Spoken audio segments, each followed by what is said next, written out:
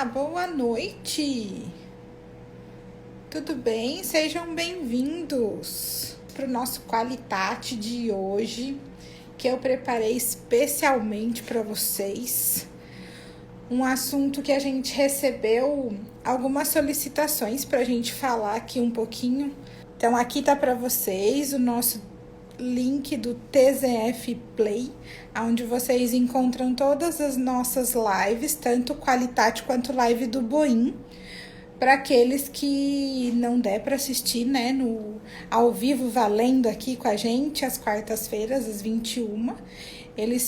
As lives ficam lá disponíveis para vocês consultarem depois e acessar e assistir mais uma vez, ouvir mais uma vez e também compartilhar com quem possa interessar esse conteúdo, né?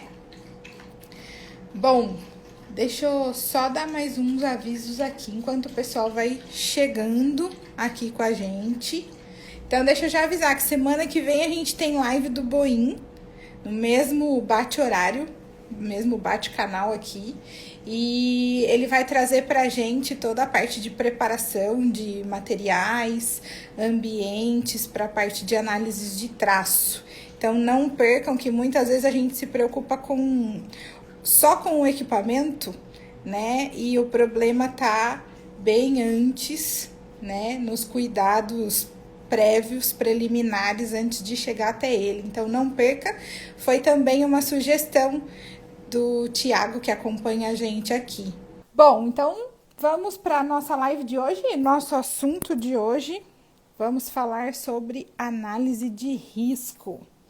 Pessoal, fiquei muito, mas muito à vontade para mandar aqui para mim as dúvidas que vocês têm, o que vocês enfrentam aí no dia a dia do laboratório de vocês sobre esse assunto tão importante, que faz parte agora, né, da revisão da nova versão da 17025. Mandem para mim aqui todas as dúvidas que vocês tiverem sobre os assuntos envolvendo análise de risco, tá? Dentro da 17025. Pessoal, preparei para vocês, então, um assunto voltado para a 17025, que eu tanto adoro, análise de risco em laboratórios de ensaio. E a ideia é a gente fazer um bate-papo, tá? Inicial, sobre o contexto envolvendo 17025, análise de risco, tá? É um assunto que pegou bastante gente da turma dos laboratórios de ensaio, um pouco de calça curta, né? Como a gente fala, que é um processo novo, né? São assuntos novos para quem não trabalhava ainda com a 9001, que foi da onde veio primeiramente, né, o conceito de a abordagem de riscos. Depois ela veio na revisão nova da 17025. E a ideia é que a gente faça um contexto geral aqui da importância disso, o que é, e eu queria trazer algumas dicas para vocês levarem isso para os laboratórios, tá? Que às vezes a gente se sente naquelas situações de que a teoria ela é muito bonita, mas e agora, Tati? Como é que eu coloco isso na prática e faço isso rodar, né? Porque não é só implantar, lembra da nossa conversa da semana passada, né? A gente tem um processo contínuo, tá? Qualidade não tem fim, então a gente começa e o processo de avaliação de risco, ele é contínuo. Oi, Lidiane, tudo bem? Bem-vinda. Ele é contínuo. E como que eu faço todo esse processo de inserir esse conceito inicialmente, trazer as ferramentas, né, para que flua da melhor forma ali no nosso laboratório. Cada laboratório tem a sua característica, então vale muito a pena a gente sempre fazer a tradução do conceito para a ferramenta que é melhor aplicada ali no seu laboratório. E depois como que eu mantenho isso dia a dia, ano após ano, funcionando da melhor forma, tá? Então, eu preparei aqui para vocês, né, para um direcionamento, porque eu falo pouco, né, gente? ainda mais quando o assunto é qualidade, a gente pode ficar aqui conversando a noite toda. Então, eu preparei um roteirozinho aqui para eu falar para vocês que, então, dentro da 17025, nós temos lá nos requisitos de gestão, nós temos o item 8.5, que traz o termo de ações para abordar riscos e oportunidades, certo? Esse é o item novo, né, que não tinha na versão antiga e veio agora para que a gente possa cuidar desses riscos negativos e também das oportunidades, porque a busca da 17025 é a busca de melhoria contínua. Para isso, a gente estar avaliando riscos e oportunidade, a gente só cresce, né? Então, vamos lá. Primeira coisa, a gente consegue começar a pensar em riscos se eu entender o que é um risco, né? Só para a gente começar a conversa. Então, gente, o que acontece? Para quem já vem acompanhando a 17025, a gente tinha na versão anterior um termo que era ações preventivas, que era para a gente se anteceder, se antecipar nas ações antes que você tivesse um problema, tá? Esse termo ele caiu na versão nova da 17, né? E entrou o termo riscos.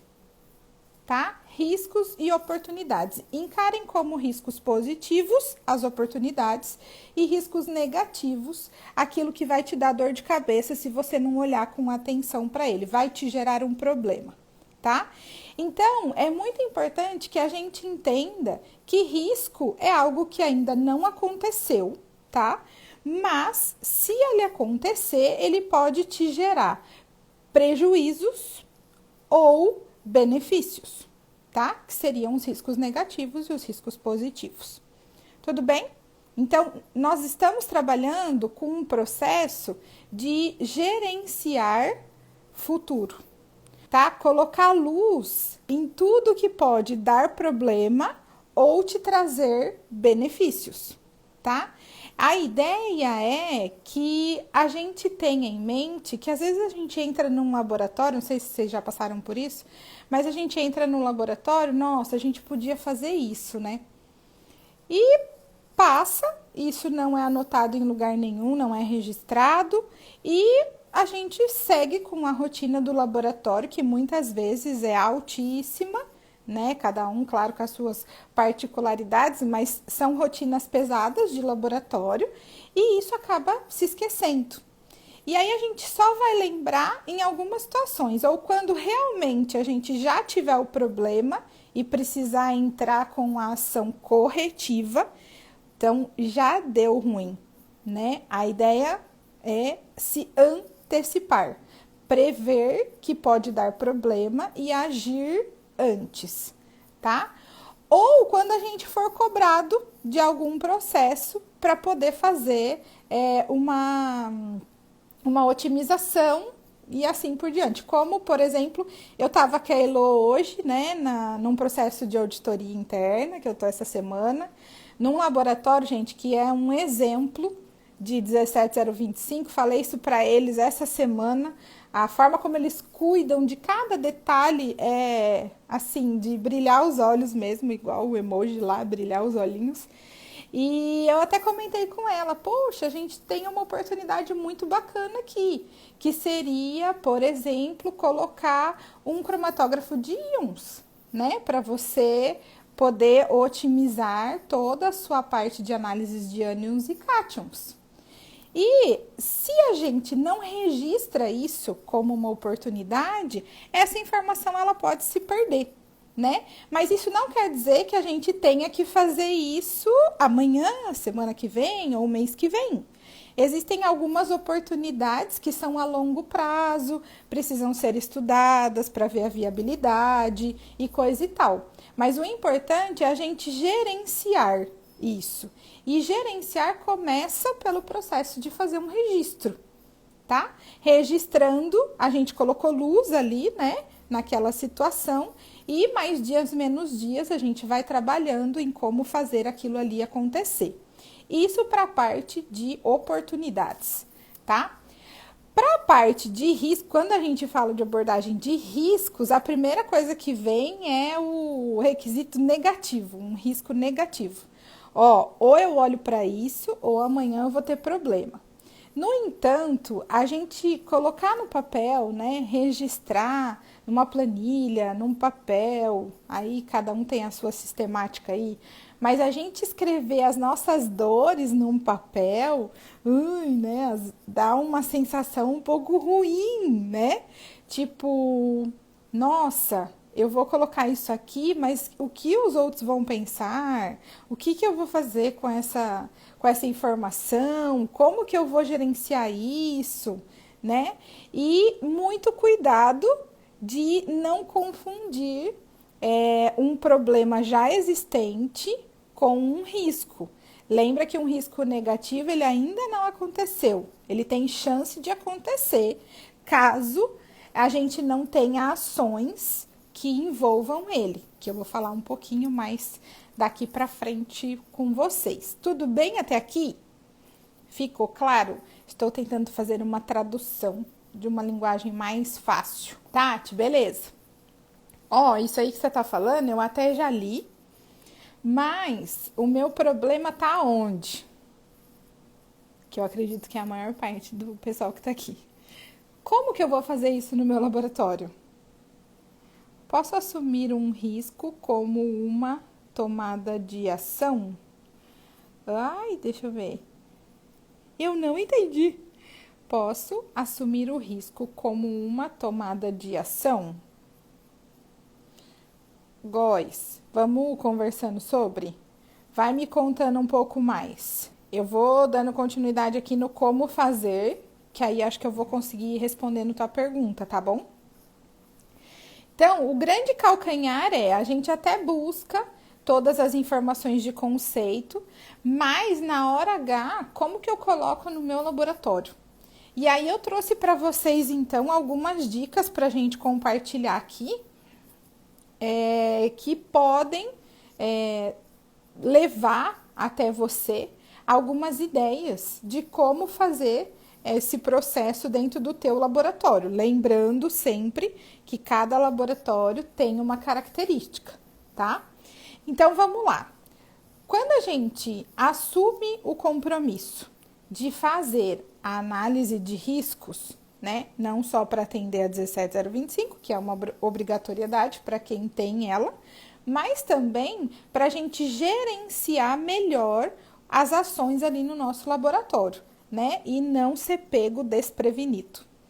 Então, a primeira coisa é que a gente não faz análise de risco sozinho, tá? A gente pode até começar. Então, a gente cria uma ideia, mas pensando que no laboratório a gente tem várias áreas técnicas, é muito importante a contribuição da equipe.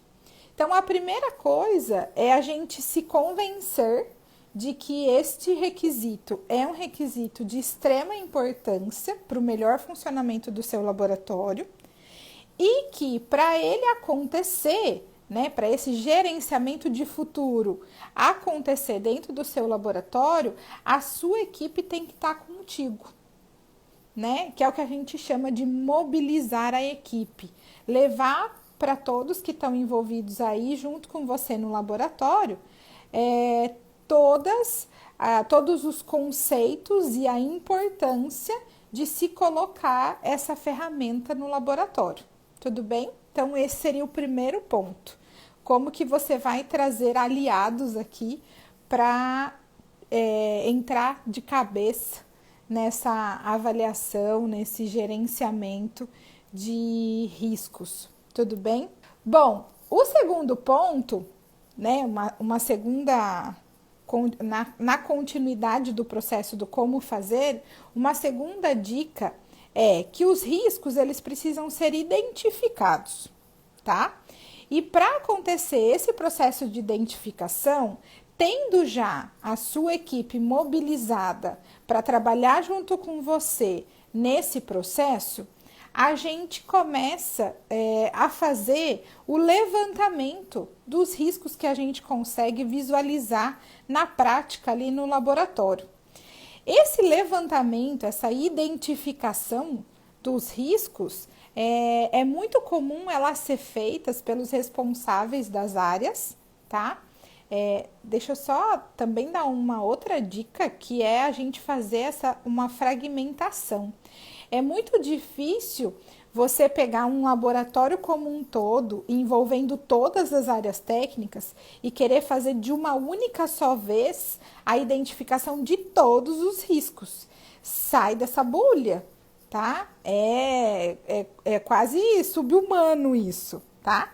Então, é muito comum a gente fragmentar, separar as áreas técnicas, né? Então, eu tenho aqui a seção de físico-química, eu tenho a seção de amostragem, eu tenho o recebimento de amostra, eu tenho a seção de cromatografia, eu tenho a parte de análise de metais. Então, dá uma separada entre as suas áreas técnicas, onde acontece atividades de laboratório, para que você consiga visualizar mais na essência cada particularidade, né? A particularidade de cada uma dessas áreas, tá? Isso ajuda bastante a gente fazer esse levantamento inicial dos riscos, tá? Nesse processo de identificação, a gente trabalha muito com uma ferramenta que muitos já devem ter ouvido falar aqui, que a gente chama de brainstorming, para muitos toró de parpite, né? No qual as pessoas envolvidas nessas áreas técnicas vão fazendo esses levantamentos. Olha, eu visualizei isso e isso pode dar problema. Olha, um dia aconteceu isso no laboratório e como que a gente faz para isso não se repetir? Porque se repetir, a gente pode ter esse dano. Então, a gente começa a ouvir mais todos os envolvidos nas áreas técnicas, a fim de fazer um levantamento inicial dos riscos que estão ali no laboratório, tá? E com isso a gente faz a identificação inicial. Só lembrando, né, que muitas vezes o pessoal acha assim, Tati, tá bom, então nós vamos fazer isso, e aí a gente vai fazer isso uma vez, uma reunião, já vamos identificar tudo, e aí vai ficar tudo identificadinho, e aí a gente segue só monitorando. Não se iluda, tá? Isso é um pontapé inicial, esse é um levantamento inicial, mas o gerenciamento desse futuro, né, dos riscos positivos e negativos, gente, ele é contínuo. A cada situação que acontece no laboratório, a gente pode fazer um novo registro e fazer uma nova análise e uma nova tratativa, tá? É contínuo, não tem fim, moçada, tá? Então, feito isso, esse é um pontapé inicial, tá? A gente faz essa primeira leva de identificação de riscos baseado na experiência de cada um dos envolvidos nas áreas técnicas, na experiência, nos históricos de acontecimento, nas últimas auditorias, nas últimas avaliações, nas não conformidades, tá? Nos trabalhos não conformes que vocês foram identificando ao longo do tempo, e a gente faz esse levantamento inicial, tá? Joia! Faça o que com isso agora, Tati? Quando a gente faz essa etapa da identificação dos riscos, começa a gerar um desconforto, né? Porque aí você começa a ver aquilo que você não gostaria de ver, quando a gente está falando de riscos negativos. Então, começa a dar aquele desconforto, né? E agora, nossa, eu tô assumindo que isso acontece no meu laboratório. Isso não é ruim? É ruim se você só deixar ali no papel e não fizer nada por ele, né? Agora, se você abraçar a causa daquele risco que você identificou e agora você tem consciência dele, a gente entra nas etapas de análise. E aí sim o negócio fica sob controle para a gente ir fazendo esse monitoramento. E aí, a primeira análise que a gente faz, quando a gente já identificou o risco, é o que a gente chama de uma análise qualitativa. que seria essa análise qualitativa? Análise qualitativa é quando eu vou começar a entender aquele risco que eu identifiquei. E o entendimento dele acontece no sentido de dois fatores. Seria qual é a probabilidade desse risco acontecer e, se ele acontecer, qual é o impacto que ele vai gerar, tá? Então, toda essa parte de qualitativo, de entender, fazer uma análise qualitativa do meu risco, é baseado nesses dois fatores. Eu vou olhar para aquele risco, entender qual é a chance dele acontecer, a frequência, a probabilidade. Ele pode acontecer daqui a um mês, ele pode acontecer toda semana, ele pode acontecer. Então, a gente entende qual é a probabilidade dele acontecer. E se ele acontecer, o que ele vai me causar? Esse impacto vai ser grave? Vai ser leve?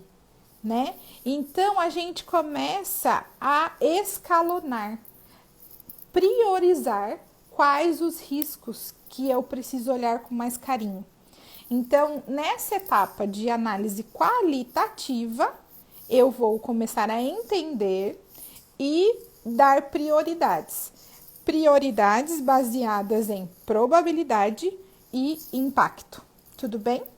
Eu não vou falar nessa live de hoje, não é a ideia a gente trazer a ferramenta, mas dar esse contexto do que é possibilidades de como fazer, e depois, se vocês tiverem mais interesse sobre esse assunto, aí vocês podem ir mandando direct pra gente, que com certeza eu vou conversar com vocês com o maior carinho, tá bom? Deixa eu ver a pergunta da Regiane.